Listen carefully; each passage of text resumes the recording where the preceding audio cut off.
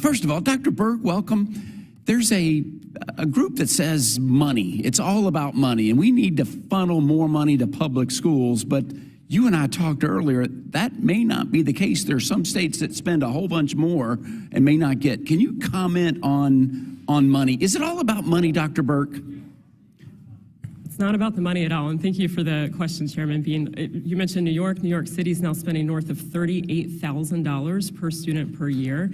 And if we look across the country, we know that Now, Dr. Burke, if they're spending $38,000, that's not per student. Is that per student? That is per student per year. So they are probably far and ahead getting the best results. Is that right? You know, Spending that much money? if money mattered, that would probably be the case. But to your point, money doesn't matter. There's no correlation between spending and academic achievement in the research literature that's out there. And we're now spending nationally over $17,000. That's revenue per pupil per year.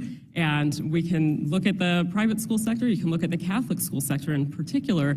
Catholic schools are spending less than half of what we're spending per pupil in the public system and getting results that are far beyond what we see in traditional district schools across the country. So money just simply doesn't matter. It's not about how much we spend. It's about who controls those dollars.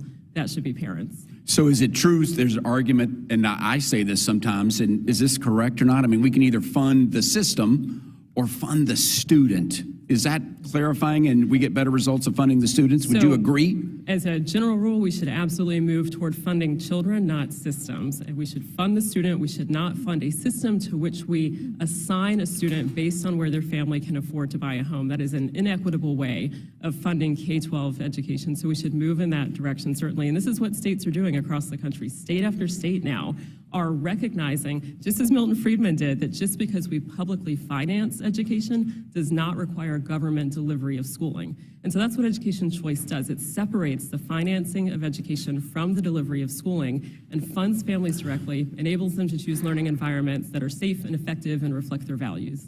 Thank you, Dr. Burke. So I want to say, money doesn't mean, more money doesn't automatically mean better results. So that's good takeaway from, if we only learned that from this meeting, then we would be further ahead had we not known that point. Ms. Allen, what a tremendous testimony you have given. I think you have the greatest job ever, changing families' lives, knowing that they can access to be part of that million African Americans who are attending public school choice in the free state of Florida.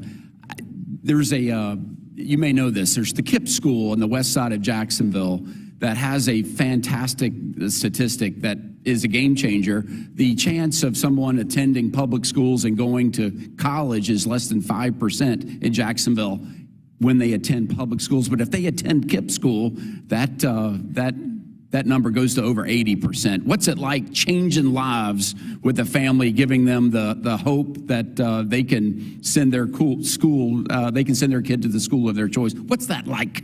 Yeah, it's amazing, to put quite frankly.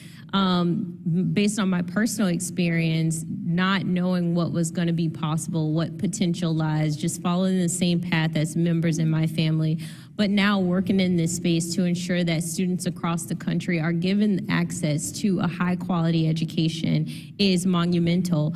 During my time in Florida as an advocate, the teachers union sued the Florida program twice. I was filming a commercial once to tell the teachers union to drop the suit. During this time, there was a little boy who was fearful that he would be ejected from his school, who looked up to me crying, saying, am I gonna have to leave my school?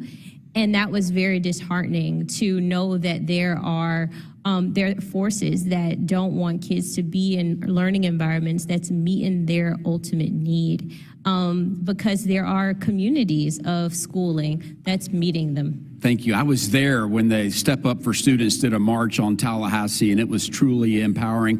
Mr. Messer, welcome back again. And briefly, in all of 30 seconds, what do we need to do to continue the march to bring the educational choice across America? What do we need to do? The key's parents. You know, you mentioned money may not make a difference. What does matter is engaged parents. And when you have school choice policies that empower parents to help shape the future of their child, you get better results. Thank you very much. That concludes my time.